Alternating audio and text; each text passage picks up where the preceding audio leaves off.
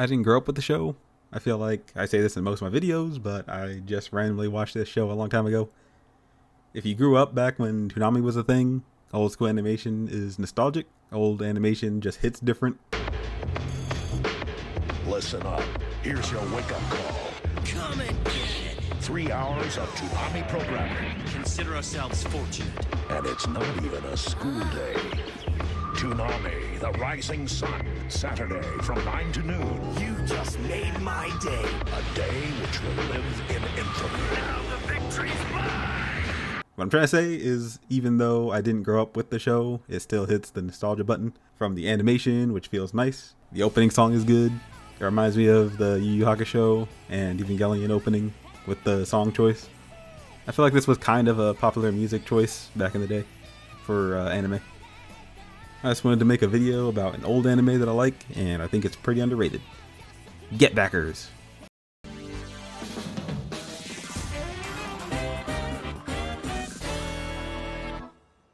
Kind of a goofy name, but GetBackers, if you didn't know, is about two guys that get back things you've lost. It's self-explanatory. The two main characters are Bon Midao and Genji Amano.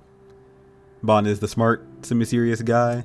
Most of the time, he's just as goofy as Genji, but when the situation gets serious, he steps up and gets the job done. Bon has a weird snake power thing passed down to him. This gives him superhuman grip strength, 200 kilo grip to be exact, and a special ability called Jagan. ジャガンって知ってるか？俺は1分間人に幻を見せることができる。俺と目が合った時からお前は夢を見てたんだよ。リアルだったろ？本物みたいにな。Which I think translates to Evil Eye. The Jagan ability allows Bon to make people dream for 1 minute. He can use it 3 times a day, and he can't use it twice in the same person in the same day. I'll talk about it more in a minute. Let me talk about Genji. Genji is the comedic relief part of the duo. The show likes to put him in his chibi form to emphasize his childlike nature. He's not that smart, but he has a heart of gold. He can generate electricity, often described as the same way an electric eel makes electricity. Genji was also the gang leader of Volts before he met Bon.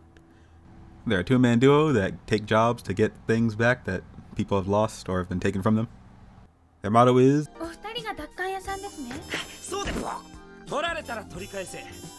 依頼成功率ほぼ 100% の奪還や GetBackers.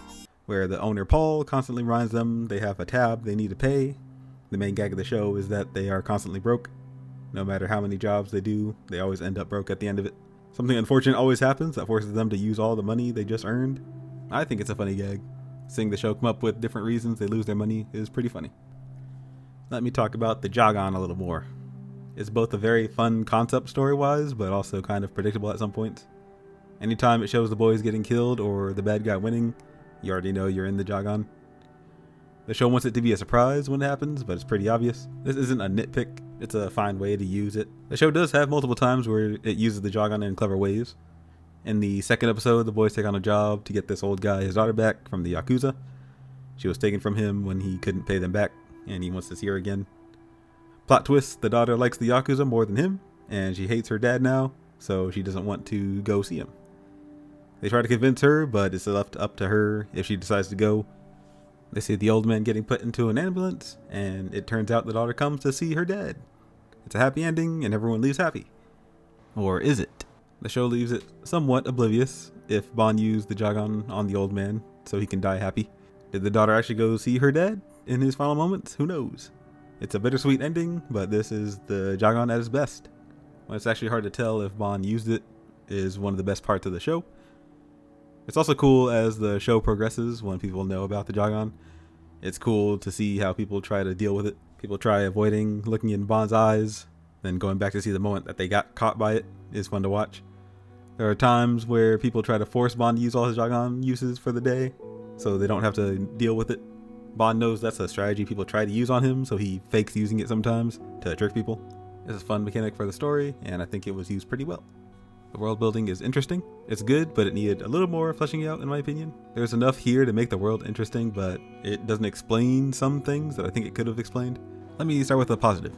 In the show, there's actually many service jobs, like the GetBackers. They're a recovery service.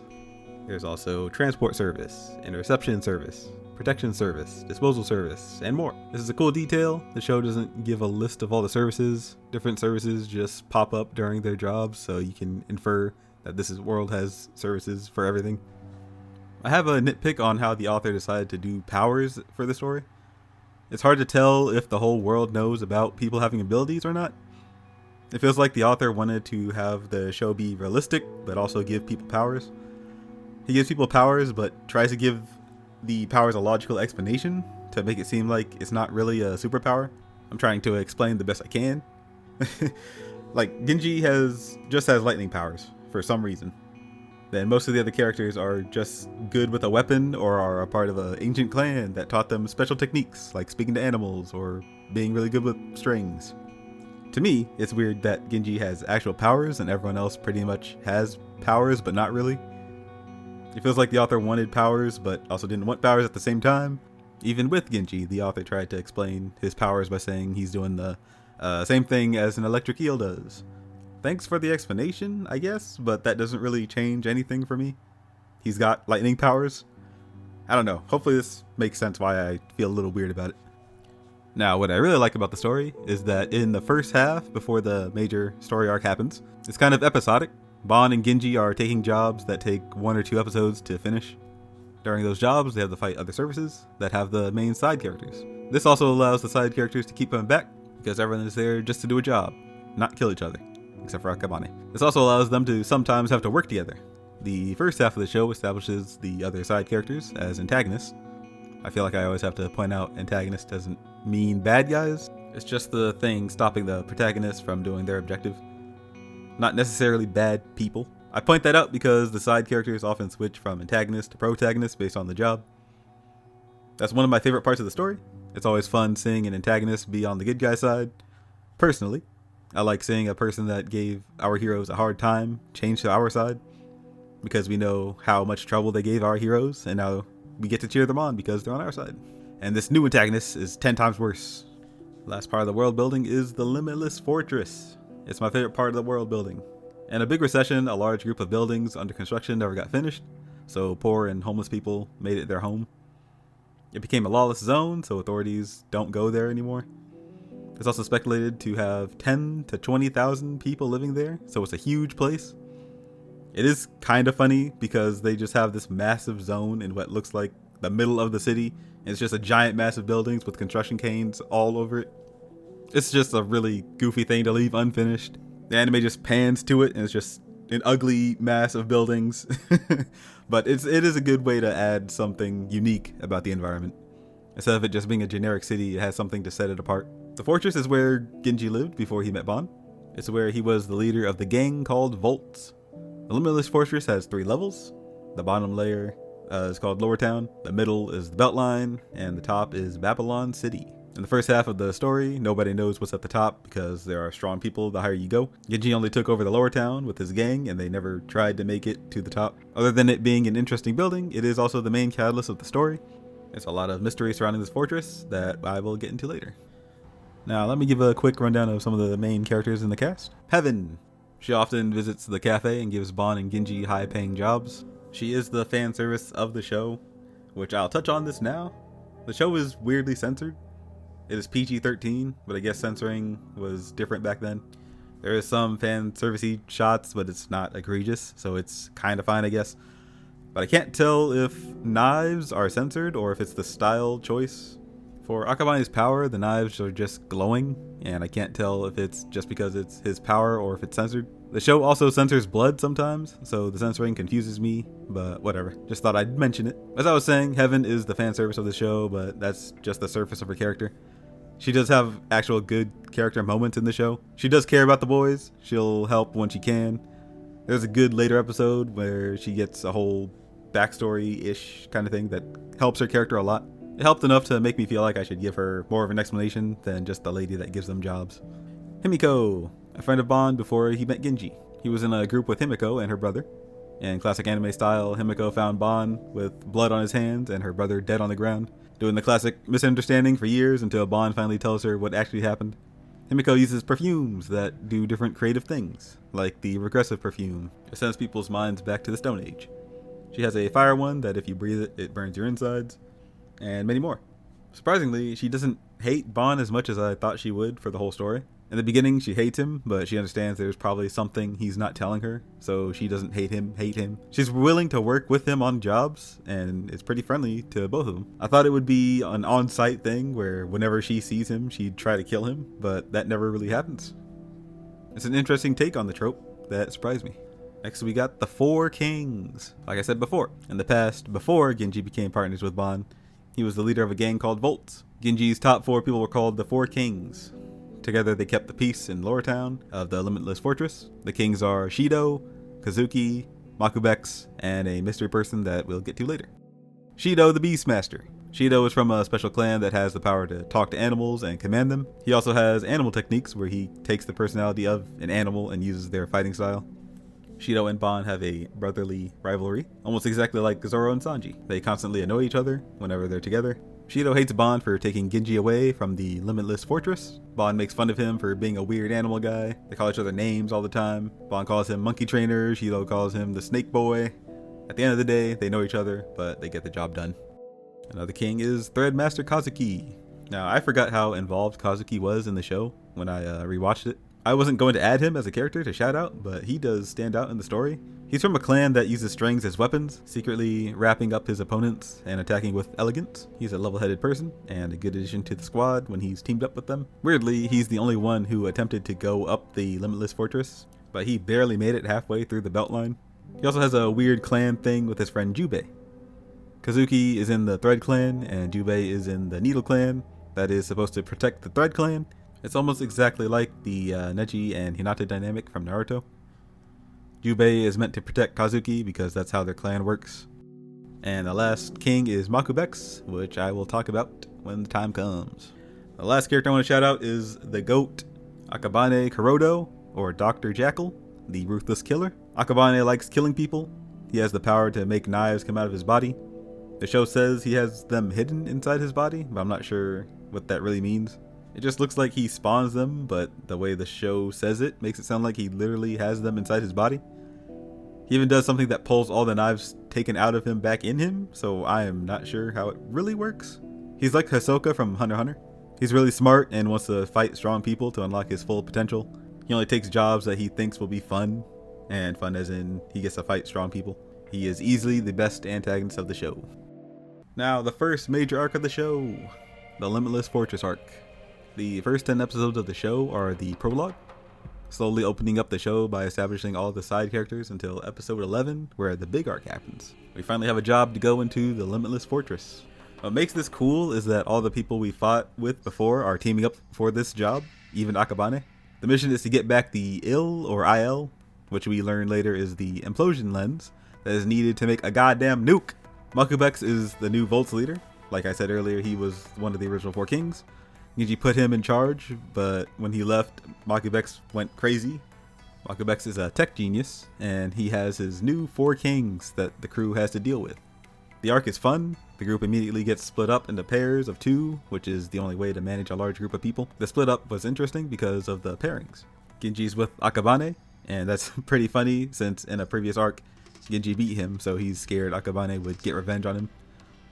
Bon and Shido is mostly them antagonizing each other, which is expected. They get some pretty fun fights before we get to the main fights.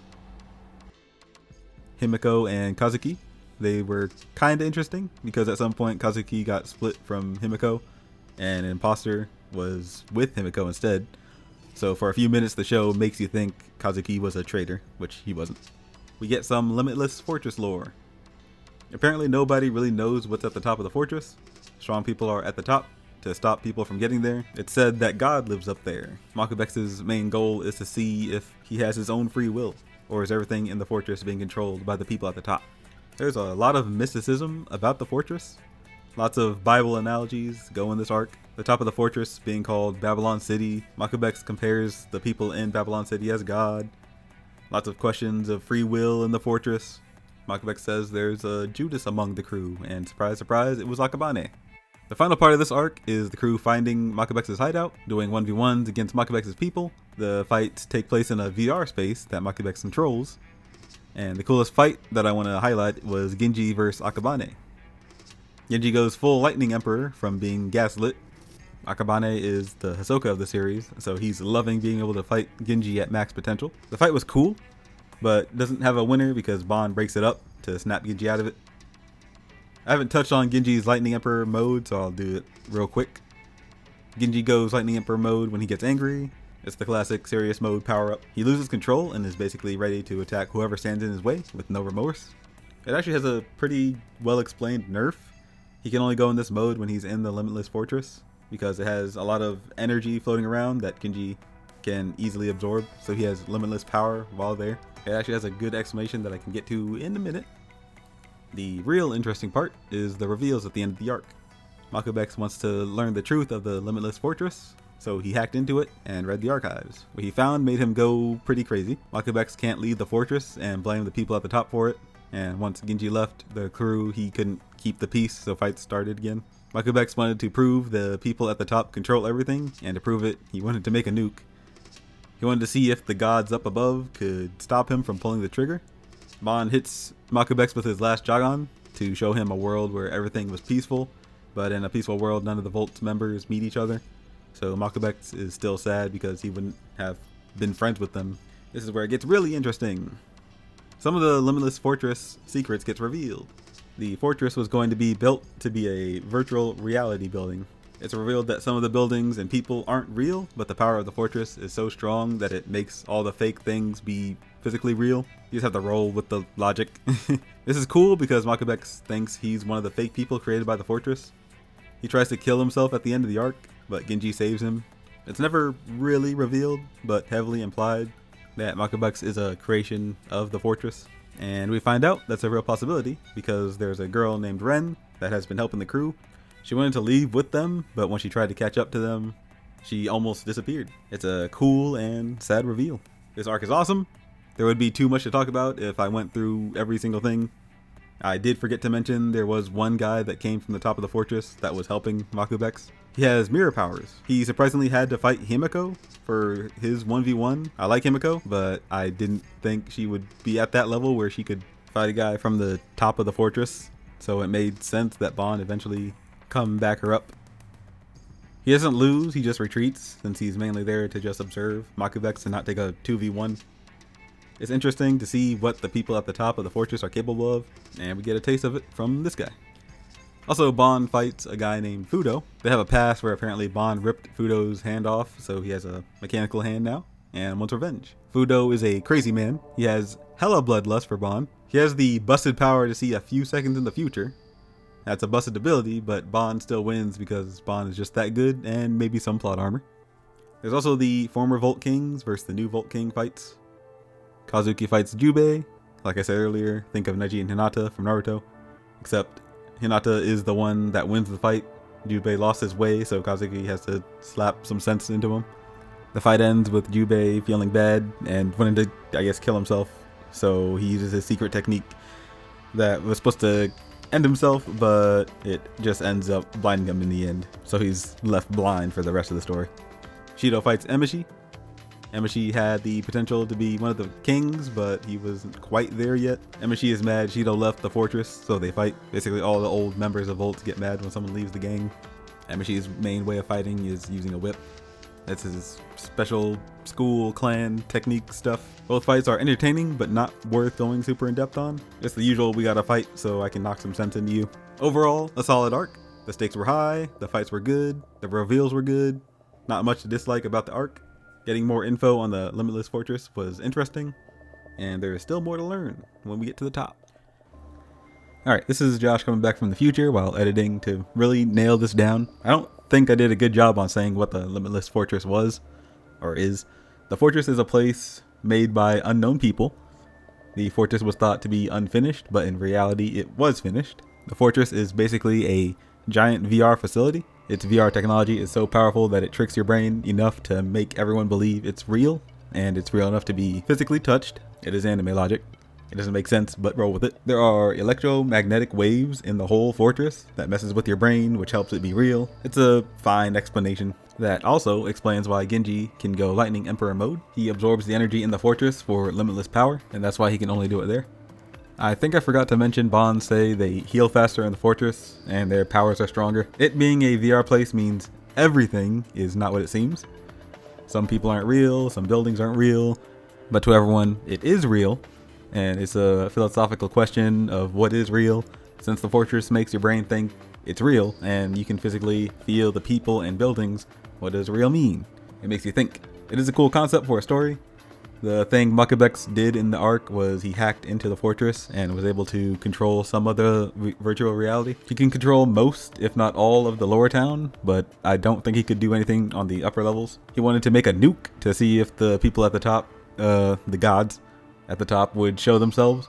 I think the reasoning Makabex gave after he was stopped by the crew, and since the quote-unquote gods didn't really try to stop him, was because God was willing to flood the world with Noah's Ark because he can just start the world again, so blowing up the fortress wouldn't do anything. The gods would just make the fortress again. I think that was the explanation on why they didn't do anything. It makes sense. Hopefully that clears up any confusion on what this arc was about and what the fortress really was. Before we get to the final arc, there are some smaller things I want to talk about. First, the mangaka clearly loves art. I like art at a surface level, so I can't really appreciate the mangaka's love for it. He made 2 mini arcs about art, so I'll talk about this a little bit. If you ever talk to someone who is really passionate about something, for me, I get more interested in the thing they're passionate about. If someone starts going super in depth about something, like some people that love classical music, they start telling you about the musician's past, what instruments they use, why they made the song, what the song means. I would have just listened to the song and not thought about it too much, but when someone shows intense passion for something, it's kind of infectious and makes me more interested in that thing. I said all that because the mangaka goes hard in talking about art. He made 2 art arcs about real life paintings and a statue that if I knew the actual lore of them, I would appreciate the arcs way more. The mangaka knows all the lore about these art pieces, and he does a good job at explaining the lore behind them and adding more to it by adding his own spin to it. The first arc is about Van Gogh and his Sunflower series. There are 11 of these paintings Van Gogh made, and in the show, there is a secret 12th painting that the boys have to get. The mangaka spins the lore around the paintings to make it make sense. I'm not aware of all the lore, so I'm not sure all what was changed and what's accurate. I just know the mangaka wanted his love of art to be known because of how in-depth he got into the lore of the art and his own commentary on the art in these episodes. The other arc is about the Venus de Milo, which I didn't know was the name of the Greek statue that I'm sure you'll recognize when you see it. It's theorized that the statue is a depiction of the Greek goddess Aphrodite. The statue's arms were lost by the time it was found, and there's a whole mystery on where the arms are or what they looked like. The arc is about the arms of the statue were found and was going to be put on the statue. But the boys are hired to steal the arms so they don't get put on the statue because its eternal beauty would be taken away if the arms are put back on. Also, later we find out the stone that the statue was carved out of is actually a rare drug that they named Aphrodite, which is a neat way to tie in the Greek god reference. This is what I mean by the mangaka being super passionate about these art pieces. I think this is a cool way to merge his 2 passions, making manga and art. The arc makes sense. It's simple and has a real lore that I appreciate. It makes me want to learn more about these things. Hopefully this was worth going over. I like seeing the passion put in these 2 arcs that I wanted to acknowledge it. Another thing I want to go over that might be shocking is some of the fillers. First, the Natsumi filler. This is one episode that I assume is a filler episode, but I think it's pretty funny. The boys are on a trip to the beach to meet a client. They get distracted for obvious reasons. Natsumi takes on a job while they're away. I guess I should probably explain who Natsumi is real quick. いらっしゃいませ。あれ夏美ちゃんどうしたのその格好。私、ここでアルバイトすることになったんです。そうなんだ。これからもよろしくお願いします。Natsumi is a high school girl that works at the honky tonk. She's the first person they helped at the start of the series. Not much to talk about with her. She's mostly comedic relief. She does shine during this episode because of how funny it is. She has to recover some old letters for this old lady. She dresses up as Bon and Genji combined. She has Bon's glasses and his shirt jacket thing and Genji's shorts. It's a funny look that she has on the whole episode. She teams up with Emishi, and they are just goofs throughout the whole episode. They're just facing 3 regular dudes that Emishi could easily beat, but Natsumi wants to try negotiating with them first. They just ignore her the whole time. Her trying different costumes to get them to answer the door was funny. She eventually sneaks in by herself and gets caught. She escapes, and the show brings back a funny bit where Natsumi is really good at ping pong for whatever reason, and she just starts pelting them with ping pong balls. Also, this scene has really good animation for some reason.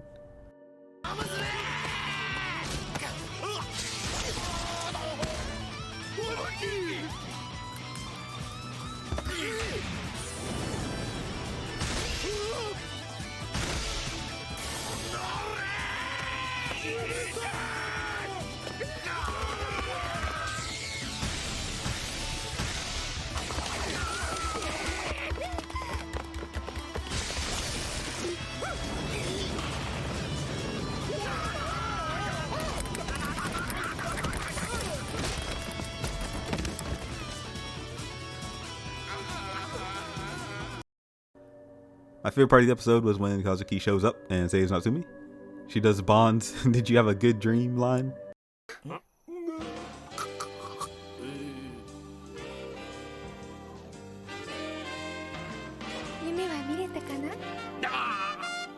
For a potentially filler episode, it was a good time, better than your average filler. It made me like Natsumi more since she doesn't have much to do in the main story, so this was a good addition to it.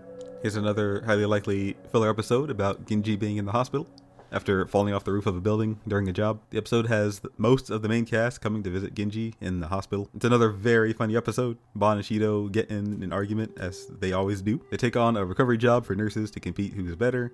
The bits here are funny. There's a sequence where Shido goes into cat form and Bon uses a cat toy to get him out of the way. And then Shido uses a mirror when Bon tries to use the Jagan, which is a funny, goofy way to counter Bon. Genji and Himeko does the common bit where people walk in on the worst time and mistake them for being romantic with each other, which makes Himeko go crazy. Jubei and Kazuki eventually visit Genji, and Jubei isn't used to being away from the Limitless Fortress, so he gets lost in the hospital. The hospital mistaking Kazuki as a nurse. You can see the joke coming a mile away, but it's still funny. Bon and Shido fail the recovery mission because they dropped the bag of letters off the roof, but it lands on Emishi, so he gets all the credit from the nurses.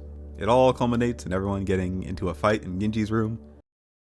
元ボルツも落ちぶれたもんだ。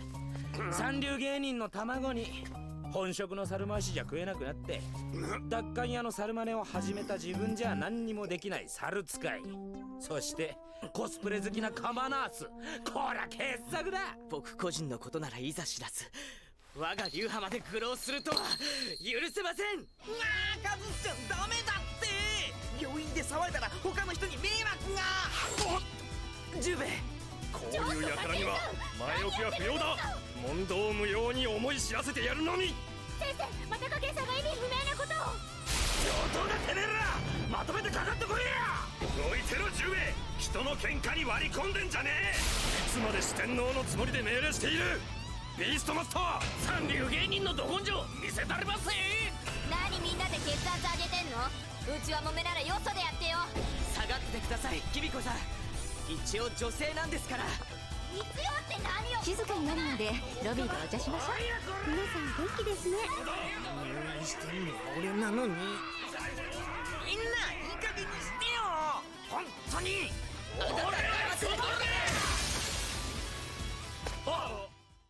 Genji gets pushed out the window onto a telephone wires, which heals him.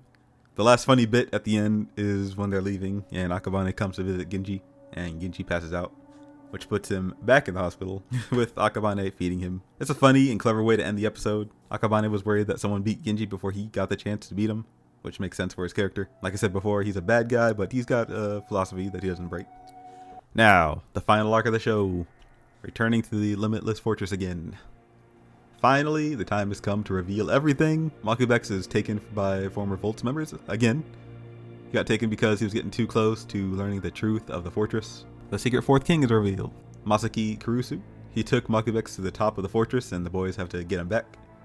It's the same team as last time going in to save him. We're finally going to see who or what's at the top of the fortress, and I'm hype. Okay, I'm not going to sugarcoat it. The final arc is unfortunately a pretty big letdown. It feels like the studio got rushed to end the show. Everything happens so fast and the new antagonists don't have enough time to establish themselves. There's a fire girl named Karu that loves Genji. She starts the arc by putting a burn curse on Sakura. Don't worry about who Sakura is. She's Makubex's assistant and Jubei's sister. She's fine in the story, but not really worth talking about. The curse will burn her insides in a day if Kaoru doesn't come take it off her. Emishi get low diffed by Wind Guy and Toshiki in the beginning of the arc. Wind Guy is so trash, he doesn't deserve to be called by his name. Toshiki is cool though. He adds lore that we didn't know about until now. Before Kazuki and Jubei were in Volts, they had their own gang called Elegance that Toshiki was a part of. It was the three of them with Kazuki as the leader, and Toshiki got mad when Kazuki and Jubei joined the Volts. Eventually the boys show up, they low diff Kaoru and Wind Guy.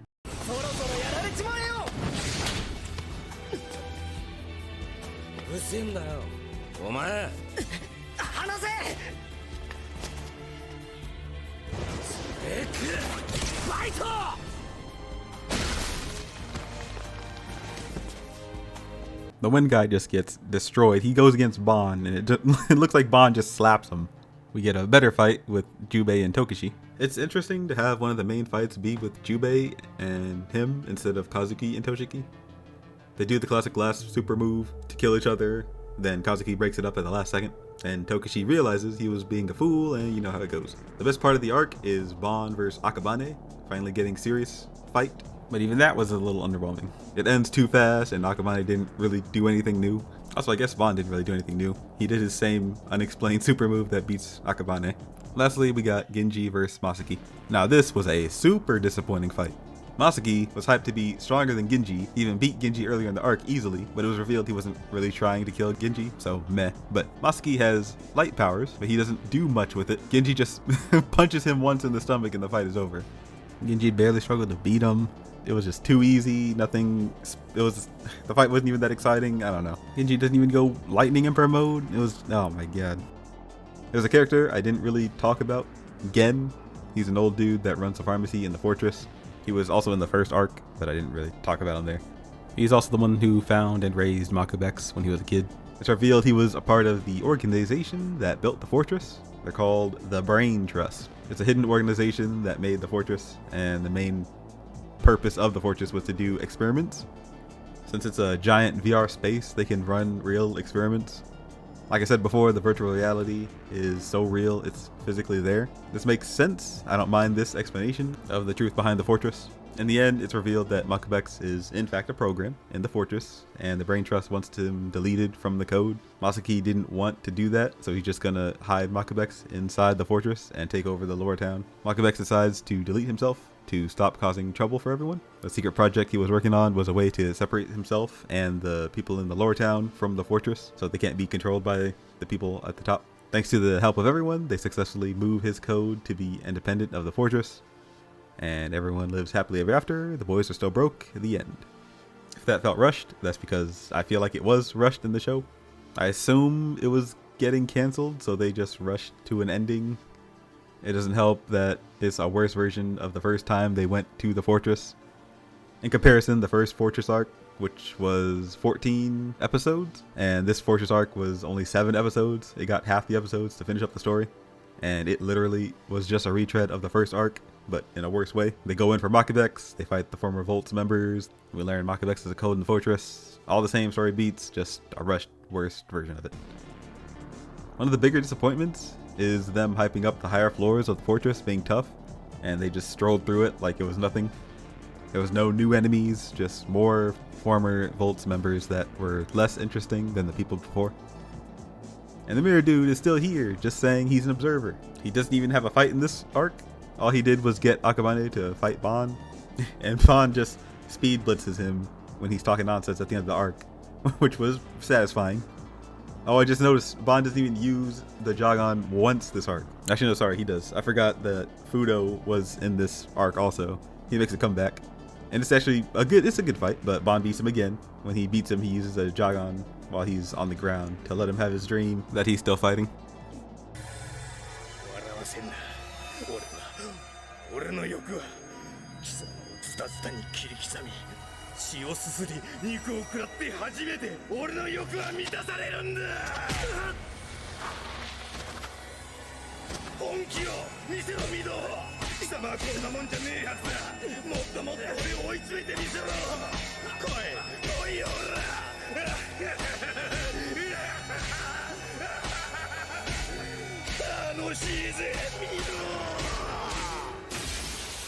スト1分だ。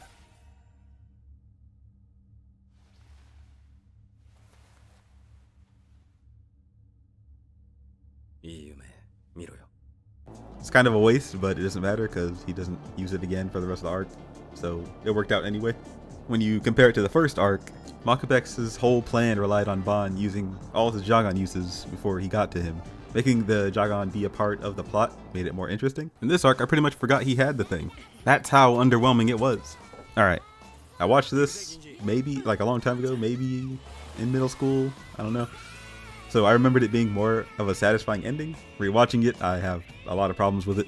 The show didn't resolve many of the plot points. Ban never told Himiko about why he killed her brother. The people that run the fortress are still in control of it, and we still don't know who specifically controls it. It's just really unfortunate that the show ended before it was ready to. So I can't be too mad at the people making the show. They at least tried to end it in a coherent way. I was originally gonna just make this video about the anime, just to talk about it. But now I'm curious. What is the manga like? The manga should have the answers I want. There's no way it ends like this in the manga. So I guess the second part of this video is me going in blind on the manga. As of this moment, I know nothing about the manga. I would like to start where the anime left off and just go from there. Most likely read this arc to see if it's been accurately adapted, which I highly doubt. As a last thought on the anime, I still love it. It's a nice, chill show. It just sucks that the end isn't as good as I remember it being. But everything before the last arc is great. I'd recommend watching it. You might have to sail the seas unless you buy it because it's not streaming anywhere. It's on Amazon to buy. That's all I found for a Google search. The GetBackers manga. It has 344 chapters, and I don't see the second Limitless Fortress arc, so that may have been an anime-only ending that they did. Since I can't start where the anime ended, I'll start at the closest arc that the anime stopped adapting. Before I start there, I thought it'd be a good idea to read at least the beginning of the story to see how different it is. The story starts slightly different than the anime. The anime starts with Natsumi's job, where they get back her cat mascot doll. The manga starts with the old man wanting to get his daughter back from the Yakuza, which is the second episode of the anime, so that doesn't really change anything for the story. So it's okay change. Now I already have interesting thoughts on the manga. First, the art style is great.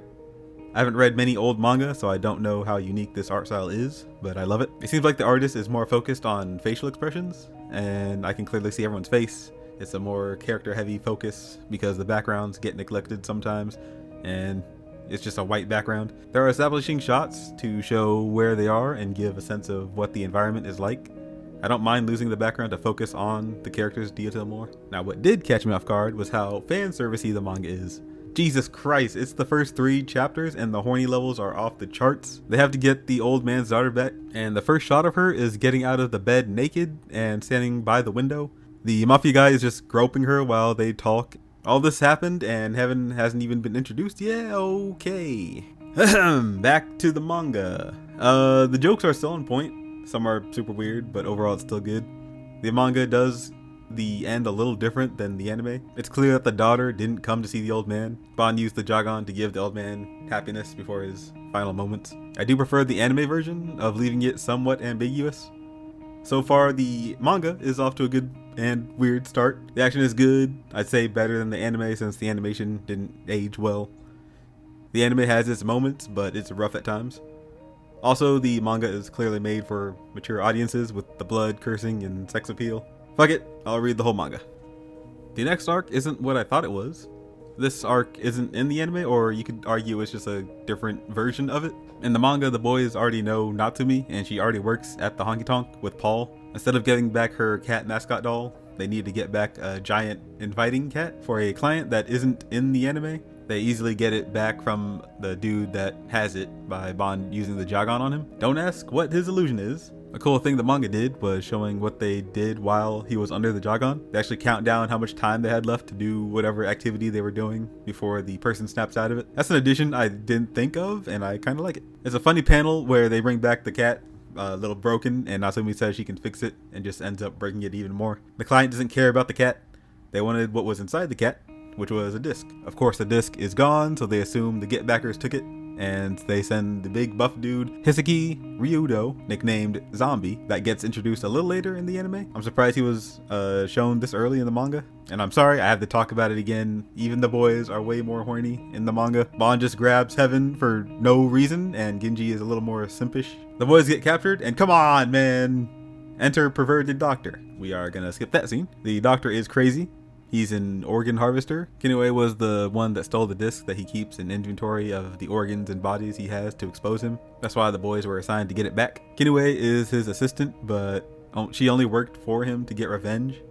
He put her fiance in a coma to harvest his organs, so she went undercover to expose him. The boys agree to help. A fight breaks out. The zombie guy knocks out the doctor for no reason. I don't know why. This is a mid to high diff fight, although this is early in the manga, so you don't want to just have them beat someone super easy. He eventually loses to Bon and Genji. The good guys win at the end, and Jesus Christ. I guess it's a gag that Bon just grabs Heaven's tits randomly. It was cringe in 7 Deadly Sins, and it's still cringe here. At least the good parts of the GetBackers is still here. They visit Kinue at the hospital since her fiance regained consciousness. He still can't speak, but Kinue is hopeful. Bon uses his Jagon to give them both a wedding that they didn't get to have. It's nice that the gag of them losing the money at the end of the arc is still present, so that's good. The next arc is familiar territory. I didn't talk about it much in the anime section, but it's the GetBackers versus the transport service. The boys have to get chests back from the transport service. It's the introduction of Himiko and Akabane. It is 1-to-1 with the anime, other than it showing Akabane actually killing and dismembering people. It's a really good arc, but nothing more to add to it. The next arc is also familiar. It was adapted in the anime.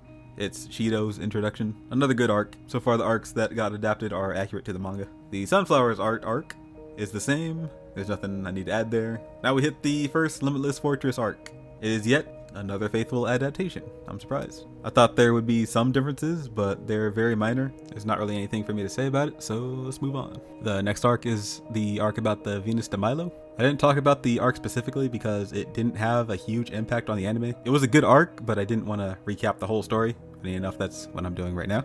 The arc in the manga has way more to it. The anime cut a lot of the important plot points that I want to go over, so this is the whole arc. The arc starts the same in both mediums. They take on a job to get the Venus de Milo arms back so they don't get put on the statue. The statue and the arms are being taken to an island via a cruise ship to be auctioned off. The boys scout the ship from a building when they get attacked by a mystery person. The only difference here is in the manga it shows a little random girl that's not in the anime. Akabane is a part of the transport service group to deliver the statue, so he attacks the boys. It's not a real fight, they just run away. Shido and Emishi are also in the arc. The anime doesn't show us how they got on the ship. In the manga, they disguise as circus group members that were going on the ship. Oh hey, that girl offers them candy. Wow, she's so nice. There's also these two bald brothers that are also in this arc. I thought they would be throwaway villains, but they do have a fun little fight later on. They try to stop Bon and Genji from getting on the ship. Genji jumps on the ship, but when Bon tries to get on the ship, he gets cut by Moroku and falls in the ocean. We'll talk about him in a minute. I never mentioned him before because he was only in this arc and nothing with him got resolved, so I didn't talk about him. The manga is a whole different story that we'll get to. Genji is alone on the boat. He has a little fight with Akabane. And hey, that girl's back offering Genji and Akabane candy. Genji doesn't know who Moroku is, and Yukihiko Moroku offers Genji ice cream, and they become friends for a little bit. Meanwhile, Bon eventually finds a boat to chase the ship. It's a slightly different scene in the manga, but we don't need to talk about it. Here's where the arc starts to change significantly. In the anime, Genji just gets knocked out by Moroku and ends up in the place where the client, Helen, that has the arms is. In the manga, we see Shido and Emishi get caught in a trap and forced to fight two dudes. It's revealed that these two brothers are part of a clan that killed Emishi's clan. They have a horse intestine filled with sand as a weapon, which is crazy.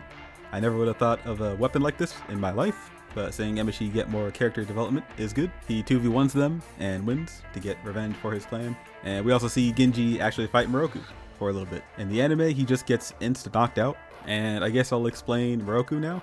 I don't think they explain if it's a power or just a clan thing. Probably a clan thing. They're called the Moroku family because Moroku has different family members inside of him. It's exactly like the movie Split. In the anime, there is only two personalities, Yukihiko, who befriended Genji, and Natsuhiko, the mean brother that wants to kill Bon. Just two. That's easy to understand, right? In the manga, he has more than two. He doesn't have three. He doesn't even have five. He has 7 different personalities, or family members, whatever you want to call it. That is a huge change. And the first fight in the manga, he switches 3 times, which caught me off guard, because I thought it was just 2. And the third switch is his sister, Kirara. Before you ask, yes, the whole body changes. Did we need to know that? No, not really, but the author thought it was important, so there you go. Anyway, after the switch, that's when Genji gets knocked out, and we catch up to where the anime skipped to. Why they didn't add all 7 family members in the anime, I don't know. I lost my mind learning that he had a third one this encounter, then later saying he has 7 in total. I won't talk about the 7 until we get there, because there's still some things to talk about before that. In the anime, Genji is unable to move his limbs because Moroku hits his pressure points to stop him from moving. We get Helen's backstory on why she wants to put the arms back on the Venus de Milo. I'll skip the whole Helen and Kite section of the arc to save time. It's a nice story, but I'm trying to save time where I can. In the end, it ends up being a misunderstanding. Anyway, in the manga, Genji is still able to move. We don't get the full backstory yet. They take Genji hostage, so it's explained over time instead of in one scene. They make it to the island, and Bon gets saved by Shido and Emishi because he's still injured by Moroku. In the anime, Bon wakes up and they make a plan off screen. We actually see the plan be talked about in the manga. Moroku wants to fight Bon, but Genji has a strong feeling that they shouldn't fight or something bad would happen, so he goes to fight Moroku instead. Bon fights Akabane, and Shido and Emishi fight the 2 Bald brothers. I should put some respect on the Bald brothers. They put up a good fight against Shido and Emishi. One has a super thin sword that's hard to see, and the other has flaming fists. The brothers do put up a good fight. They use the Aphrodite drug to give them a boost. Real quick, small change. In the anime, they just power up, and in the manga, they use the drug. They get a second wind and beat the brothers. The fight is the same in both mediums. Bon and Akabane is also the same. Another Bon going semi-serious, but not 100%, and Akabane wanting him to be serious. The fight that's really different, and the best fight of the arc, was Genji versus the Moroku family. Like I said, in the anime, Moroku only had the 2 forms, Yukihiko and Natsuhiko. So you can imagine how different it would be when he has all 7 of his forms. The fight is way longer and more exciting. Genji has a hard time keeping up with Moroku switching from person to person. Each person has their own weakness, strength, and weapon. The weapon part is cool because they each have a unique one and a unique fighting style to go with it. When one's weakness is being exploited, they switch to the one that excels in that weakness, so it becomes an advantage. Also, when one gets hurt, they switch out to another person. The damage doesn't persist through the switch, so the damage is person specific. I think they also even say if you kill one that doesn't kill Moroku, you have to kill all 7 of them for them to die. Again, that's why I find it so hard to say it's a split personality. There is a lot of stuff going on that goes into this ability. It convinces me that he actually has different people inside of him. I don't know. There's a really cool panel of Moroku walking toward Genji, switching from person to person. Probably one of my favorite panels of this arc. I think in the anime, Genji goes Lightning Emperor for a split second at the end of the fight. In the manga, he's in that mode for the whole last half of the fight. Genji is supposed to only go in this mode when he's in the Limitless Fortress. I wonder why he can go in it now. This is cool. We don't get to see Genji in this mode a lot, so the fact that he's in it this arc is awesome. He's finally able to keep up with Moroku in this form, so Moroku has to use Yukihiko, which is his strongest form. Reminder, Yukihiko is the brother that befriended Genji in the beginning of the arc. Yukihiko's final attack is he's able to make a goddamn black hole, which Genji is able to use all of his energy to stop. This also happens in the anime. Genji tells Moroku Bon isn't that bad guy that he thinks he is. Oh, we also get context on why Moroku wants to kill Bon. According to Moroku, Bon killed his sister. I think that means his actual sister and not one of his forms, but I could be wrong. Bon is just out here killing siblings apparently. First Himiko's brother and now Moroku's sister. Now, the anime doesn't give us this context. I don't know why they didn't at least add this, since it's really important to understand his motivation. The anime just vaguely alludes that Bon did something bad and never tells us what he actually did. Like, I don't know what the point of not adding this, but whatever. This was an awesome fight. The anime didn't do it justice. Moroku was cool in the anime, but there wasn't enough to talk about for him, so I didn't talk about him.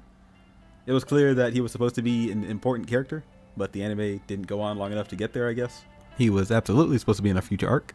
I thought the arc was good in the anime, but the stuff it left out is where the real interesting stuff is, so not having it in the anime does make it the worst version, obviously. The arc ends the same in both. They get the arms and body, and I don't know why they changed how they get off the island. I think the manga, it makes more sense. In the anime, Kazuki comes in a boat to pick them up, and in the manga, Shido just calls a whale to pick them up, which I think is a better choice to make use of Shido's beast talking powers.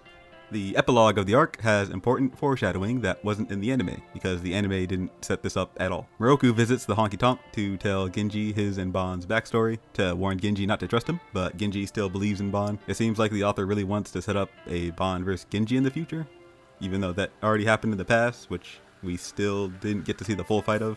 We'll see if it happens in the future. Oh hey, that inconspicuous little girl that was giving out candy has an important scene. First, she's called Professor, and she looks like she's 10 years old. I'm really scared it's going to be the 3,000-year-old vampire situation. The author is mega horny, so this scene scares me a little bit. She drops vague information. The candy she was giving to them was a drug. We don't know what kind of drug. It's hinted that it connects to the Limitless Fortress, and she said she gave the drug to people who smelled of darkness, whatever that means. To recap, she gave it to Akabane, Genji, Shido, and Emishi. She mentions Akabane has an awakening, most likely the thing he hopes will happen when he fights a powerful enemy. She also says she has a method of achieving the Ultra Jump, which don't know what that means, and name drops the Brain Trust, which we know is the organization that built the Limitless Fortress. We'll learn about them at the end of the anime. This arc ends on chapter 112 out of 344. So I hope we get more out of this. The next arc was the last arc of the anime, and it doesn't look like that's what the next arc is in the manga. So I think this is where the anime stopped adapting the manga and had to make an anime-only ending. So I'm very excited to see what this next arc will be. The Divine Design arc. This arc was a game changer. This is a huge arc that expands the world so much. It's ambitious. It's got crazy stakes. This brought back the intrigue I was starting to lose. That could be because I was mostly rereading arcs that the anime already adapted. So getting a completely new arc was what I needed. This arc is nuts. The arc is about the boys getting a job to get back 3 children that ran away from home. The parents say they got caught up in a card game and they didn't come home. It's kind of important, so I'll explain this now. In chapter 1, they needed 10 yen to get a drink from a vending machine. A child offers them 10 yen if they can get back something for him. I think it was a bully stole his game or something. They confront the bully and get beat up by the bully's dad, but they get his thing back for the 10 yen. Once they get the drink, it turns out to just be water, and the kid laughs at them. Fast forward to now, he's one of the kids that ran away from home. I didn't think he would come back around in the story, so I just skipped talking about him, but he's pretty important in this arc, so I had to introduce him real quick. Anyway, the card game is called Divine Design. The parents brought some cards to show them, and 2 cards randomly get picked, which are the Lightning Lord card and the King of the Evil Eye card. It just so happens to be 2 cards that represent Bon and Genji. Side note, the manga says Lightning Lord instead of Lightning Emperor, and they call the Limitless Fortress Infinity Fortress. Small changes, just thought I'd point that out. I'm still going to use the anime names for them. They wave off the cards as a coincidence. The parents mentioned that the school they went to started using these cards to teach the kids, so that's where they start their investigation. On the way there, they pull 2 more cards out, which is the Witch of Perfume and Master String card. The school is empty, and Kazuki and Himiko end up there because they were on a different job that led them there. Heaven shows up, and the intermediary card gets pulled. It's setting up that the cards are predicting their future, or is it their fate? With our crew established, they decided the next place to look is the company that makes the cards, Tower Arts. It's already off to a mysterious start. What are these cards? Do they actually predict the future or tell your fate? All of these questions have interesting answers. I should mention the kids that were taken are observing the crew the whole time. They left on their own will and are against going back home. Also, the Bible references are everywhere in this arc. The kids get renamed to fallen angels. Sariel, Gabriel, Raguel, Uriel, and Remiel. They are the 5 archangels, all children. The main villain of the arc is named Lucifer. Yes, the guy with the literal devil's name is the bad guy. What a shock. The people at the company were expecting them, so they get taken to a trap. The gang already knew it was a trap, and Bon already used the Jagon on the person escorting them from the beginning. Bon pulls a Medusa card that actually turns the guy to stone. Before the guy turns to stone, he asks if Bon is a dominator, which supposedly means you can use the power of the cards. We see Lucifer give Tokishi the Hound of Hades card. If you don't remember Tokishi, he's the guy in the last arc of the anime that was in the same gang as Kazuki and Jubei. It's very interesting. This is the arc that he gets introduced. He's not in the fortress. He's working for Lucifer in a company that sells cards. The gang splits up. Genji, Kazuki, and Heaven are together, and Bon and Himiko are together. Genji wants to leave the building, but Kazuki wants to continue further in because he wants answers. Bon and Himiko run into one of the runaway kids. which is also one of Lucifer's archangels, which is Sariel. Bond's Jagan doesn't work on him, and he leads them to Lucifer. Now we're getting to the cool stuff. The meeting with Lucifer has so much interesting information. They talk for a bit, and when Bond goes for an attack, he misses. Lucifer didn't even move. Bond just attacked an illusion. Sariel mentions that Himiko is better than Bond because she could see through some of the tricks being used, while Bond can't. Lucifer talks about the turning the key to your mind. If there is 1% of doubt, you can't be a dominator and use the cards. You have to believe in the cards completely to use them. If you want to win, you must believe in your deck. Part of the cards. Who needs it? So far in the arc, Bond has been the main one not believing in the cards. The others have some belief in them, so that's why Himiko was able to see through Lucifer's trick. Lucifer wants to show Bond the power of the cards in hopes of converting him to join his side. And to do that, he uses his Guardian card. Here we are, the reveal. It makes me think of stands from JoJo. Each person has a Guardian card. That's the cards they drew in the beginning of the arc. Obviously, Lucifer has the Satan card as his Guardian. He summons it to attack Bond and Himiko, but that's only half the power of the cards. They also have the power to go into a different plane of existence. Think of the mirror world thing in Doctor Strange. This way, civilians don't get hurt in the fight, but also people that have the power of the cards can pull in whoever they want into that world. We'll see an example of that in a minute. One more thing they can do is use other lesser cards. Himiko is unable to move because Lucifer puts the swamp card on her. This is what I mean when I said the arc is a whole new addition to the world. It's insane. Lucifer says the stronger card user wins. Bond gets beaten by the Guardian. For some reason, Bond refuses to believe what Lucifer is saying. Lucifer offers him to join his side, but that means Bond will have to give a piece of his soul, which Bond obviously denies, making a deal with the devil. Bond reveals that Lucifer is the same as his grandmother that gave him the Jagan. Lucifer has the blood of the witch in him. Bond's grandma survived the witch hunts long ago, and Lucifer seems to also have survived. Lucifer launches his last attack against Bond. In that instant, Bond was able to release his Guardian card, put a small cut on Lucifer, destroy the swamp card holding Himiko, and escape, but he passes out. We cut to Genji, Kazuki, and Heaven. They run into Toshiki. So we get this reunion here instead of the fortress. Kazuki asks why Toshiki is working for Lucifer, and he basically just says he believes in the cards and wants to show Kazuki how strong he is now. He pulls out his Guardian card of Hell. This is where we see what I was talking about earlier with being able to pull whoever you want into a different plane of existence. Toshiki only pulls in Kazuki to have his 1v1 with him, and Genji and Heaven can't perceive him, and vice versa. Kazuki can't see Genji and Heaven. Kazuki attacks don't work in this world because he doesn't have the training, so he gets low diffed. Genji can sense Kazuki, so he does an electric attack that gives him a glimpse into their world. Toshiki attacks them with his Guardian. Genji can't sense Kazuki anymore, so he decides they have to get out of there. So he takes Heaven and jumps out the window. He slows them down by using his magnetic stick to the side of the building trick.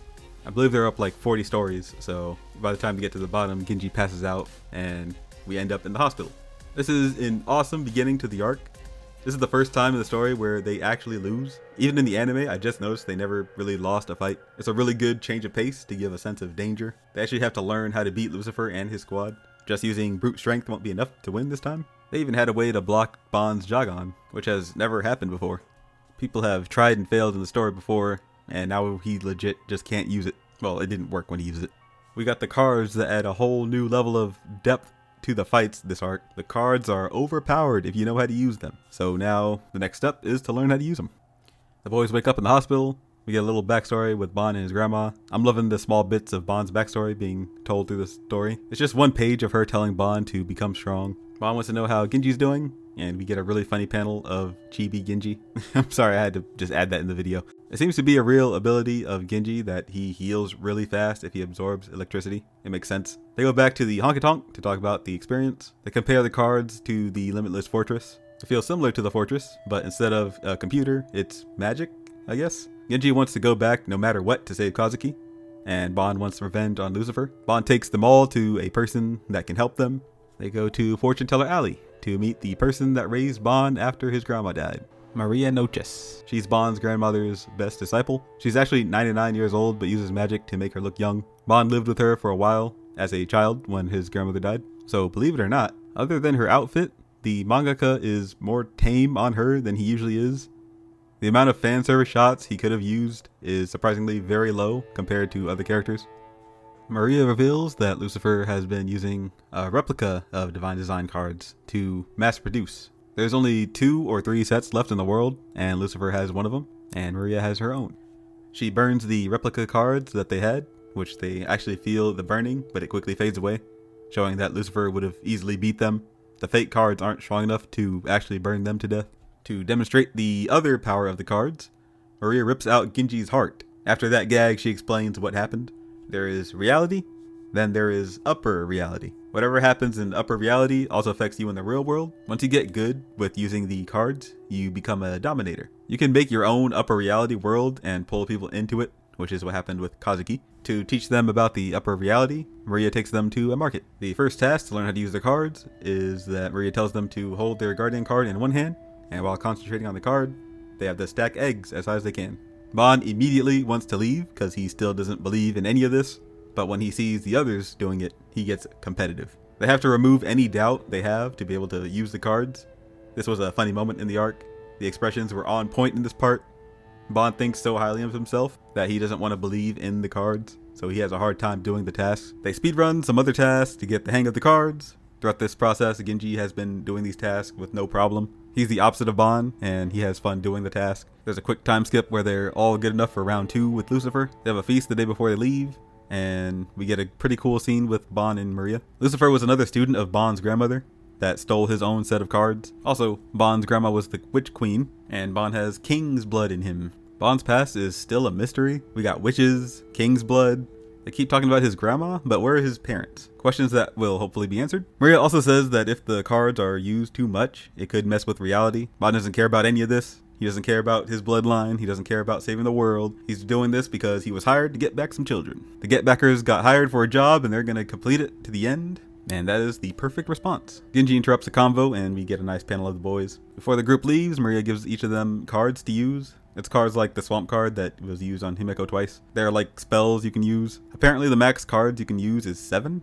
They leave in the coolest way possible by just walking through a glass. It's another cool panel. One of the kids sent people to attack Maria once they left, but something unexpected happens. Maria was easily taken down the fodder, but Jubei comes to help her. He came to learn Divine Design to help save Kazuki. Holy crap, this is good. I didn't even think about Jubei, but it makes perfect sense. He has to be there for the Tokushi reunion. He even has a good explanation on how he found out about this. Kazuki released a red string into the wind because of his special technique stuff. The string makes its way to Jubei, which he knows that means Kazuki's in danger. He gets info from Makabex since he's a tech genius, and he gets permission to go save him. It's a great explanation, and is a good Chekhov's gun for when he arrives. Since Jubei lost his sight, it helps him learn the cards faster because his other senses are heightened. The Archangels make moves to stop the gang from getting to Lucifer. The gang gets split up because each of them gets pulled into an upper reality world. They send Tenyen Kid, angel name is Gabriel, to Genji. Heaven actually gets the worst of it because they sent Kazuki to her.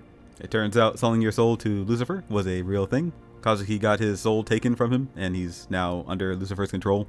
The only way to free him is to beat Lucifer. Heaven gets super low diffed by him. Tenyen Kid has a guardian that controls water. It makes water monster things to attack Genji. Genji doesn't want to hurt the kid, so he goes easy on him at first. Lucifer promised all the kids a new world called Neverland.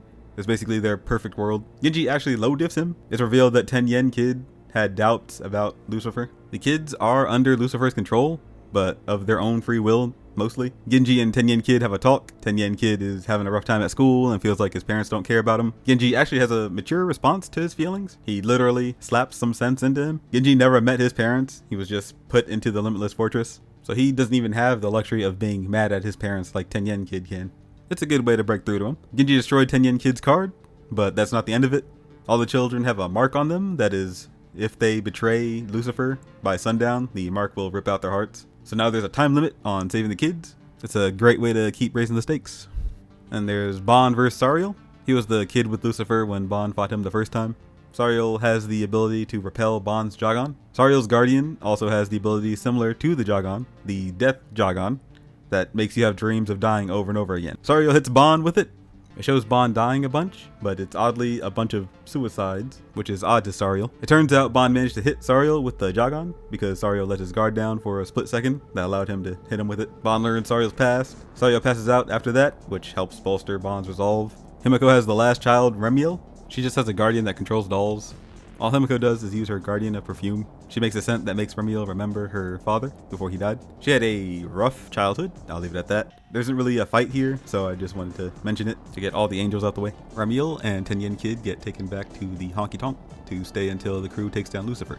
This was only the first round. It was pretty easy, which was the point. Lucifer sent kids to fight. What would you expect to happen? This is a short interlude in the arc to set up the real fight. We learned that Heaven was taken to Lucifer's hideout, but that was a part of Maria's plan. Heaven's set of cards were only defense. She has the Sleeping Beauty card and the Hades Cloak card. The Sleeping Beauty just makes her sleep, but the Hades Cloak card blocks all physical damage to her. Her last card is the Trojan Horse, which reveals their location. All of this was set up by Maria to find out where Lucifer's real hideout was. It's smart because Heaven isn't a fighter. I thought this arc would open that option up for her, but apparently not. She's not useless. She's helping in the way that she can without changing her character too much. Lucifer also calls in the actual main fights for this arc the Holy Guardian Beasts. Bond, Genji, and Himiko make it to the hideout, and they see a magic circle on the ground. Bond knows what it means. It's from his grandma. You have to beat the Guardians protecting the 4 directions to get past it. I do know a little bit about this lore. The Cardinal Directions is a Chinese mythology thing. Azure Dragon of the East, Vermilion Bird of the South, White Tiger of the West, and the Black Tortoise of the North. I don't fully know the lore behind them, but I recognize the reference. Genji goes to the east, which is the Azure Dragon. Bond goes west, which is the White Tiger. And Himiko goes south, which is the Vermilion Bird. We see Bond's fight first with the White Tiger dude. He just has White Tigers as his guardian. Bond immediately puts him in a Jagon to flex on him. The guy starts to transform into a White Tiger, but Bond just low dips him with a punch to the face and a snake bite. He gives credit to Shido, saying the Tiger guy was just a bad imitation of Shido. It makes sense that Bond would beat this guy so easily, since him and Shido always go at it. Also, Bond has a badass line. Either Lucifer has weak henchmen, or Bond's just too strong now. Maria knocks him down a peg and says he's at least on the same level as Lucifer now. We also learn that Lucifer is or was involved with the Brain Trust. Now, that fight was pretty easy. The other fights are really interesting. Bond was just a quick show of how strong he's gotten. Real quick, I haven't talked about the little things at the end of the volumes. There's usually a thank you for reading section, or random one little page stories about the editors. At the end of the volume 16, which is where we are right now, in the middle of Divine Design, he talks about the manga becoming an anime soon and gives a date. Japan does their dates as year, month, day. So he talked about it June 3rd, 2002, and the anime came out October 5th, 2002, which is 4 months away. Reminder, the anime only lasted 1 year, 2002 to 2003. I thought this was interesting because now I know the anime did have most of this information, but didn't include it in the anime. Also, Jesus, I just now comprehended. I'm reading something from 2002. For some reason, I thought this arc took place way later, like 2008. That's why it wasn't in the anime. But no, it was in fact in 2002. I guess if they knew it wasn't going to get more than 1 season, they opted to just make a anime-only ending. I just thought that was really interesting to put it into perspective of what time I'm reading this in. It feels weird and I feel old, but let's get back to it.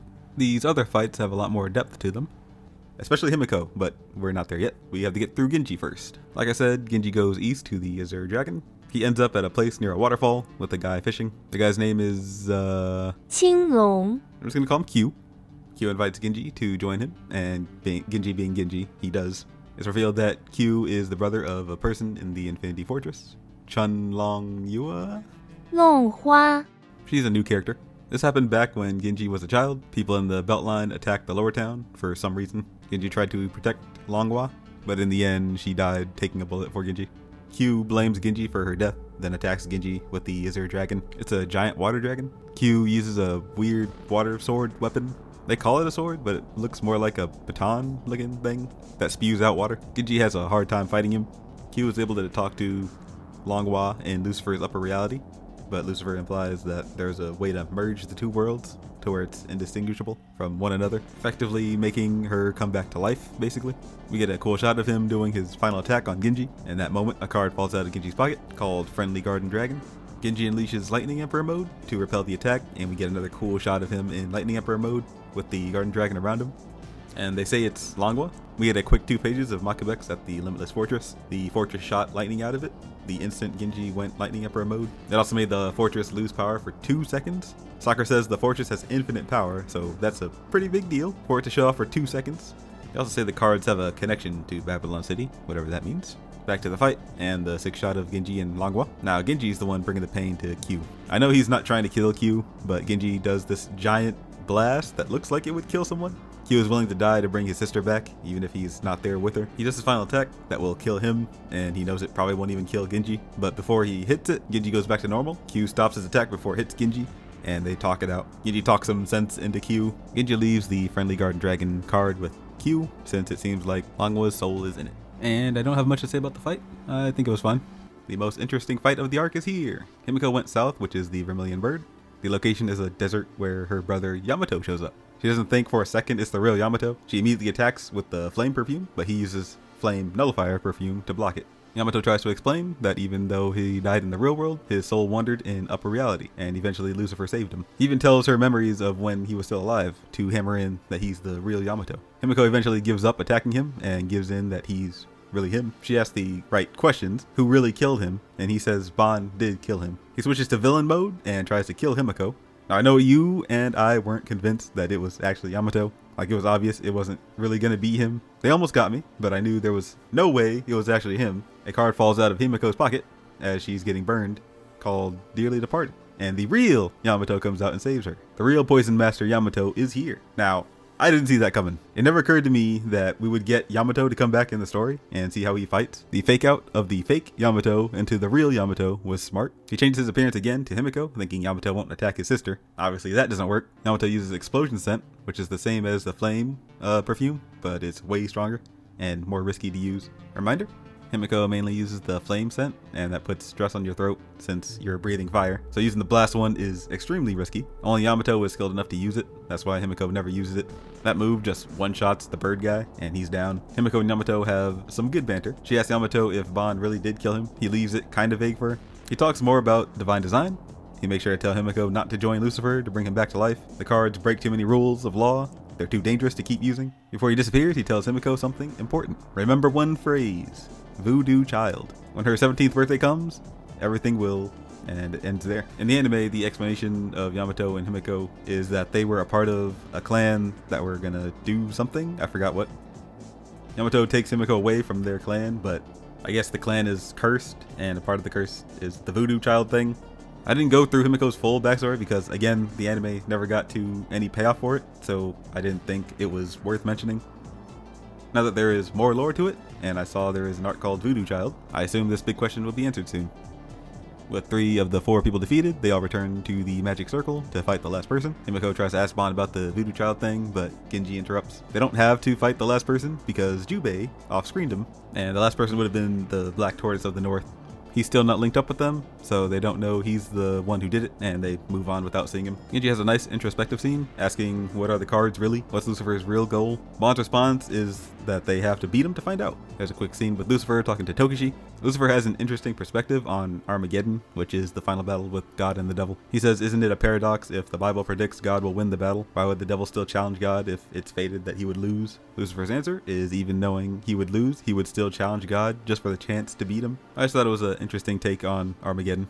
The crew end up in a room with 3 doors, so they have to split up again. Genji and Ban end up in the same place, while Himiko ends up somewhere else. Toshiki and Kazuki show up to fight Ban and Genji. Well, Genji only, because the 3 doors did actually take them to different places. Their physical forms are in the same place, but their spirits are in different places. So Ban can see them, but not touch them. They double team Genji, and all Ban can do is just watch. Genji doesn't want to hurt Kazuki, so he just takes attack after attack. Of course, before Genji gets taken down, Jubei saves the day. Jubei deflects Kazuki's strings and repels Toshiki's attack with it. We get a really cool revelation that I feel dumb that I didn't notice before. The string style and the needle style go together. When you knit clothes, you use a needle and a string. Jubei says, thread the string through thy needle and tailor whatever will defeat your opponent. I don't know how I didn't make this connection sooner. I didn't stop and think about why their 2 clans were linked together, but it makes perfect sense. Jubei is able to see through the door trick, since like I said before, him being blind helps him be better in tune with the cards, so tricks won't work on him. He gets a cool line, the fate of Kazuki and me spans 500 years. A choice of 3 doors can never sever it. I didn't think Jubei would be a important character to this degree, but I love it. Genji is too injured to fight anymore, so it's a 2v1 on Jubei now. Notice anything familiar about this setup? Maybe like we've seen this before, maybe in the anime? Yep, this is the same fight from the last arc in the anime.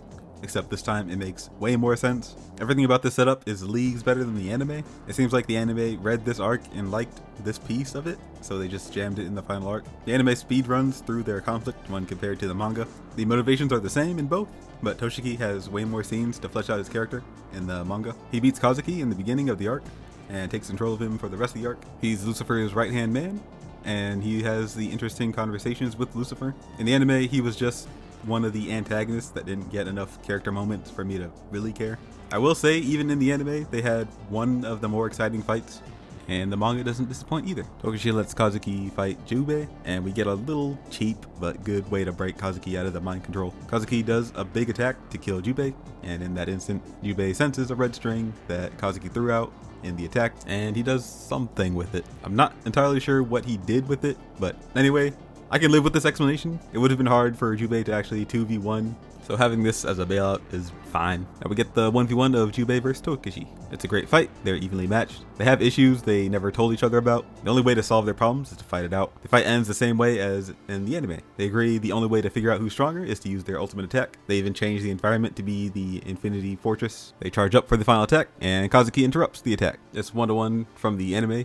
This calms down Toshiki to stop the fight. Ban does say Jubei would have won the fight and killed Toshiki if Kazuki didn't step in. Toshiki asks Kazuki why he gave up trying to be the leader of the Infinity Fortress and joined under Genji. Kazuki says he realized he's not the one to lead the fortress. It was Genji. There's a flashback with Toshiki. He beat his younger brother to prove he was stronger and more capable of being the clan leader. His father tells him it's true he's strong, but that's all he is. He couldn't imagine his place being under his brother, so he left, and he couldn't find a place where he belonged until he joined Kazuki and Jubei. Then after they joined Genji, he joined Lucifer because he said Lucifer needed him. He only feels alive when he's helping someone get to the top. Toshiki says Kazuki doesn't need him because he has Jubei, and Jubei agrees with that. However, Jubei says he needs him because protecting Kazuki is lonely, which is sweet. They all make up, and it's a nice mo. Toshiki's heart gets ripped out by Lucifer. Bond gets super serious. We get another good panel, and to break up the super serious feel with a lighthearted feel is Genji. I always like these panels with the boys. They feel nice to see. We cut to see where Himiko has been. She ended up where Heaven has been with her Sleeping Beauty card, so she saves Heaven. I almost forgot she was in this arc. The main squad makes it to Lucifer's door, where Sariel, the one that has the anti-Jagon ability, lets them in the door to see Lucifer. Finally, face to face with Lucifer. We get some of his motivation for all of this. He does want to combine the upper reality with reality, where pain and suffering don't exist. He gives hope to people that need it, meaning the children that he manipulated. Bond goes in for an attack, but misses. Lucifer continues to yap, saying, is it wrong to use children to make positive change in the world? An ideal revolution with no sacrifices. Bond asks a good question, why put the claw mark curse on the kids if it's such a good deal? Lucifer says he also put the claw on himself. Everything is decided by divine design, so the kids that betrayed him were not the chosen ones. Bond calls his bluff. His move earlier wasn't an attack. Bond took his pendant from his neck to reveal a picture inside of it, saying everything he's doing is for this person, who we learn is his daughter. He wanted to make a world where she lives. Lucifer actually needs Bond's blood because he has the pure blood of the witch. To prove to the kids Lucifer didn't care about them, Bond shows off. He puts the cursed claw on himself. Bond and Lucifer have a clash. It looks like Bond loses the clash, but it's revealed that he ripped out Lucifer's heart. Bond gives Lucifer his pendant back, and Lucifer gives him his side of the story. His daughter was sacrificed for witches. He just wanted to be reunited with her. He has a sad but cool line. I never recognized my other option. There was no need for me to call my daughter to me when I can go to her. Such a simple solution. His daughter's corpse comes to life to say, there is always happiness shining in the hearts of those who seek it, as she disappears. That's when the Jagon ends. That's right, this was all of the Jagon. Bond and Lucifer never fought. I can see people being upset by this. I don't mind it. Sure, it would be cool to have a big epic fight since it was hyped up. I don't mind not getting a fight and subverting expectations. At the same time, if you want an epic fight, I don't blame you. Lucifer turns out to be a pretty good guy. The kids never actually had the claw curse on them. He says all he needed was for them to believe in divine design. He gets nothing from killing children. Maria shows up and says she knew Lucifer would never hurt children, though he did actually rip Toshiki's heart out so he wouldn't join the gang to stop him. To save him, they have to do a ritual that requires Bond's blood. It's an interesting ritual that ends with Bond giving mouth-to-mouth to Toshiki. They take jabs at Bond for having to do it, but hey, mission success. The kids still don't want to return home. They tie up the kids and return them to their parents in a funny panel. One of the children, Remiel, still doesn't want to return home. Paul gives her a job at the cafe to help her out. We get a scene of Maria talking to Lucifer. He married a witch named Julieta in order to make a child that would help him to do whatever plan he had, but after a while, he just wanted a simple life. His daughter died in the witch hunts that happened long ago, so that dream also didn't work. Lucifer decides to leave the city. He asks Maria for a dance if they ever meet again. Toshi wakes up at the hospital, and Jubei convinces him he should come back to the fortress and join Makabeks, and everyone lives happily ever after. The end.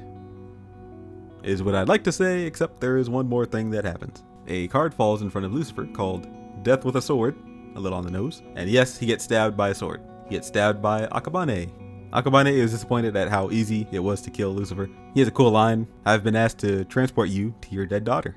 It's cool because Akabane is in the transport service, so saying he's transporting him to his dead daughter is a pretty savage way to word that. The little professor girl hired Akabane to kill Lucifer. She tells Lucifer that he spread the cards too far. The Brain Trust can't have him interfering with their plans. She says it's too early for people outside of the fortress to learn their secrets of the archive. Lucifer says he was just a cog in the archive and thanks them for letting him be with his daughter, as he does.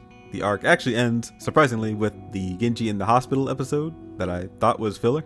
The boys gave the cards back to Maria, so they don't have all the weird powers anymore. Genji starts to question if anything they experienced was actually real or all tricks. He ends up falling down a hole, trying to walk on air again, and that's how he ends up in the hospital. It's funny and makes more sense than in the anime, where he just jumps off a building, chasing a food can.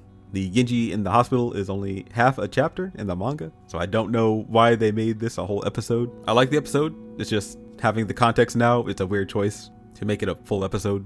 So it is half filler because most of the stuff in the episode doesn't happen in the manga, but they kept it pretty one-to-one. The anime just extended the chapter by a lot. Okay, I can finally do final thoughts on the arc. It's a huge arc. The mangaka threw a curveball this arc, and it's very interesting. The cards were an interesting addition to the story. They're both really cool and really confusing. I'll start with what I like. I like a new power system introduced. Adding a new power system is exciting. I can see what the mangaka was going for. He wants to connect the cards to the Infinity Fortress and its reality warping, introducing upper reality and comparing it to the Fortress VR space. It seems like there is more to reveal about the fortress than it just being a VR building. The fact that they say there are 3 decks of cards and we know where 2 of them are, with Maria and Lucifer being 2, and I assume the Brain Trust has the 3rd. The stakes in the beginning, before they learned how to use the cards, was great. Finally seeing the boys lose is a good way to raise the stakes, and it was needed to not make the story get stale. Also, Kazuki getting beaten and put under the control of Lucifer was a good choice. I would say the Kazuki, Toshiki, and Jubei side plot was the highlight of the arc. It pushed their characters up for me, especially Jubei. He got the spotlight instead of Kazuki, which I thought was really interesting. I thought Jubei was just a normal side character that wouldn't get much to do in the story, except help in fights sometimes. I was really surprised with his character this arc. It makes me like him a lot more. Now, the confusing things or things I didn't love about the arc. I noticed that I like new power systems being introduced, but at the same time, it could also hurt the story. The cards might have added way too much, in my opinion. In the beginning, I thought it was just going to be JoJo stands. Then it was turned into reality-changing weirdness. It could be hard to follow at times. Like, you could make your own plane of existence and pull people into it, change the environment inside it, powers get boosted inside it, you get a guardian deity, there are support cards. It was just a lot to take in. Then at the end of the arc, it seems like we won't see the cards again, but it seems like it's kind of setting up that the Brain Trust has some, so it could come up again. I would have been fine if the cards just gave them stands like JoJo, but it went above and beyond that. And I get why they didn't want to just copy JoJo, because then it would just be a copy of JoJo, so they had to add more to it. So I understand why they wanted to add more. Also, the art, while cool for the guardian deities, was hard to tell what was happening in fights sometimes. The panels were a little too cluttered to tell what was happening. This would have been an extremely cool arc to have animated. This could have been an arc that would be better visually in the anime. Not to knock the manga, I just think it would have been better to follow the action more clearly. Last thing, it's not a bad thing, just my own lack of knowledge. The mangaka put a lot of references to things that I'm not well versed in. The Bible references went crazy this arc. I know I missed a bunch of underlying references with the kids being named after other fallen angels. I get the same feeling with this as I did with the art arcs. I know there are deeper meanings here, but I don't know enough to really give a good insight on them or notice them. So I can only get what the mangaka is telling me on the surface level. He also referenced the 4 cardinal directions, which I'm glad I knew that reference, but again, I didn't know the full lore about them. Overall, a great arc. The next arc is short and back to form. It's the Marine Red arc. At the end of World War II, a German submarine sank with red wine called Marine Red. An old guy named Ishikura hires the boys to get all 13 bottles of it back for him. He says this wine was sent to him by a friend back in 1945. So he says it's technically his. The Yakuza got possession of it, and he wants them to get it back before they open them. The bottles are numbered 1 through 13, and he wants one specific bottle, but he doesn't remember which number. So to be safe, they should bring back all of them, or hope whatever they bring back is the one that he wants. The other faction that wants the Marine Red is a guy named Captain Blood. He hires a person named Poison Bee to help him get it. Based on the name Poison Bee, you can guess what his power is. He mentions that there's a secret reason they want the Marine Red that him and Ishikura know about. The Yakuza hire Ryudo Hishiki, aka the zombie, to help transport the wine. This dude is the go-to bad guy to have a throwaway antagonist. He doesn't do much. He's mainly a gag for this arc. He holds down their car with his bare hands because he's so strong, but they escape. Then he shows back up on a bicycle pushing through police cars chasing them to catch up. It's pretty funny and ridiculous panel. They lose him again and he doesn't show up anymore in the arc. The guy driving the truck accidentally runs into a person in the road. He stops to investigate and the mystery person is already in the car with him. He stabs the person and a bunch of bees attack him. The boys find the truck. Inside the truck they find the driver and bees everywhere in a kind of unnerving scene. Bond gets the guy out the truck while Genji uses his electricity to blow up the truck along with the bees. The driver stabbed the box of wine, so it leaves a trail to where Poison Bee is taking it, also meaning at least one bottle is ruined. Also, Poison Bee sent bees to heaven, just in case she learned the truth of the wine. Heaven is at the honky tonk, and luckily Shido and Kazuki were there, because they got a job from Paul. It involves the god of the quote-unquote Limitless Fortress. They have to find a way to look into a disc that Paul gave them, and they can't use Makabex because they would know instantly. Shido surprisingly denies the job, because it seems like he has a connection with the bee person, and he wants to be with the person he loves to protect them in case they come for him. I was trying to avoid the Madoka and Shido arc, but at the end of this arc, there is a author note about the next arc being Shido focused. If that's true, I'll loop back around to talk about Shido and Madoka. I didn't think it would be relevant enough, so I skipped it, but it seems like it's coming back around. Anyway, Heaven looks up the history of Ishikura and finds interesting information. Ishikura was stationed in Germany. There was a photo taken, and Heaven notices Captain Blood is in the photo. But there's another photo that was taken 60 years later, and the Captain Blood guy looks the same age still. The plot thickens. Ishikura was a biological researcher. We cut back to the boys catching up to Poison Bee. He tells them once someone sees his face, they die a horrible death. And it's straight up horror. This is some Junji Ito shit. Check out the Junji Ito video I did after this. Poison Bee says the bees replace each other when one dies and compares them to cells in the body. Bee also says they are a part of his body, and his arm turns into bees. It's a weird power. Bee surrounds Bond with bees, and Bond tells Genji to run. If Bond moves, the bees will attack him, so Genji has to leave without him. Bee acknowledges that Bond is not actually in danger. Bee doesn't know about Bond's Jogon. Bee suggests they both tell each other information. Bee talks about something that'll come back to in the next arc. Bond will answer his question if he tells him what Marine Red really is. The wine is a virus that's red as blood from Transylvania, wanted by a guy named Captain Blood. Do you get what the wine is? I'll spoil it now. One of the bottles has vampire blood in it. That's when Captain Blood shows up. He tells Bee to kill Bond. Genji comes back with a surprise attack. He lands on the box of wine, breaking more of them. Captain Blood grabs Genji and slams him into a tree. Bond does his snakebite move on him and it heals up super fast. Surprise, surprise, the guy named Captain Blood was a vampire. This is a weird arc. The main antagonists are a bee guy and a vampire. It's weird, but I'm here for it. Bond is worried that Captain Blood's blood will get on him, but he tells him his blood can't infect people. That's why he needs the wine. Genji tries to help Bond, but Poison Bee blocks him. Bond warns Genji not to get stung by him or he'll be poisoned. Genji makes a flashbang and they escape with the wine. They don't get too far because one of their tires pop and they slam into a tree, breaking more bottles. It's a funny scene because they're scared that one of the glasses was the blood, so they freak out. Bee and Blood catch up to them and they start running on foot. Bee says to let them go because he got Genji with his poison, so Bond's gonna have to go back to them to get the antidote.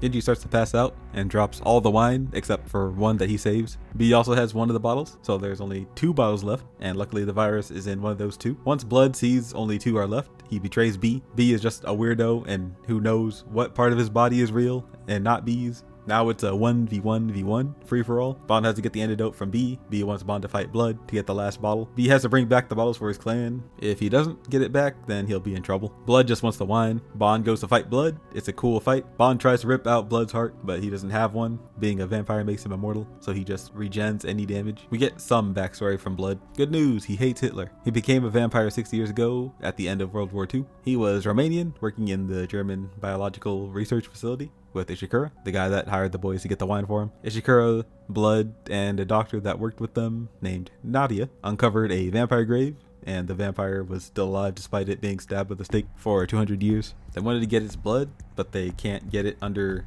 control, so Captain Blood infects himself with its blood. They kill the vampire.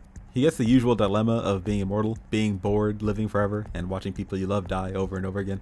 Bond tells him he doesn't care about his past, he just wants to save Genji's life as he rips off Blood's arm. It's kind of funny because Blood regrows his arm to attack Bond and he just rips it off again. Blood does one final attack and I'm not sure what happens, but I assume he rips Blood apart. It cuts to Bond going back to B with both of the bottles. He gives B the wine and gets the antidote for Genji. Bond tells B a trump card is a trump card because you save it until the end.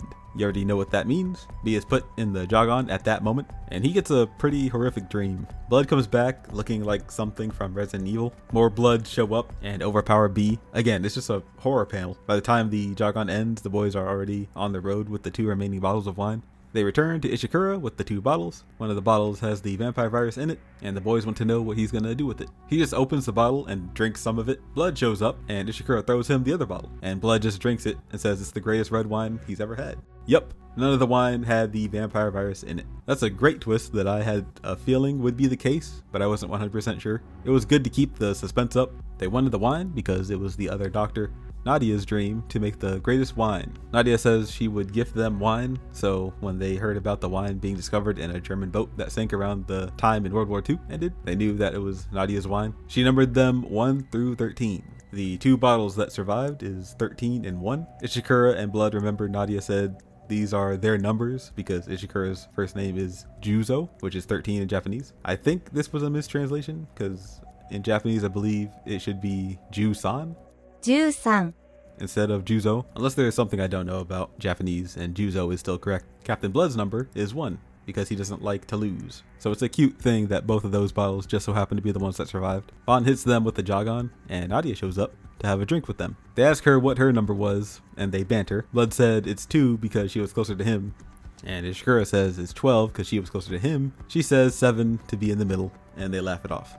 And Bond ends it with his signature dream line. Ishikura visits the honky tonk to pay the boys for the job. Bond asks the final mystery question of the arc. Was there actually a vampire virus? The answer is yes. Germany was going to send the bottles with the virus in one of them, but Nadia didn't put the virus in. She destroyed it. She was executed afterwards because they can't have anyone who knew about the virus to live. Ishikura has a message from Blood. He says he owes them one. Final thoughts on the arc. It was a nice short one. Weird powers were shown, Poison Bee and Blood. There wasn't much overarching plot happening in it. It was more of a contained story, except for the Shido stuff that I didn't go over, since I think this next arc will be Shido focused. I like the horror element of this arc. The wine with the virus subversion was good. The whole backstory about Ishikura, Blood, and Nadia was nice. Not much else to talk about, so let's move on. Whoa, stop right there, Josh. We will in fact not move on because I have another maybe 2 hours extra. I wanted all of this to be in one big video, but I don't care if it's like 4 hours long. But I'm scared I'm gonna lose the whole thing from Premiere being weird and my computer exploding. So I have to split this up into parts. I'll make a happy middle ground with Totally Not Mark does and just combine all the parts into one thing that he usually does into one big review, and then that'll be that. So see you in the next part. There might be 3 parts. So yeah.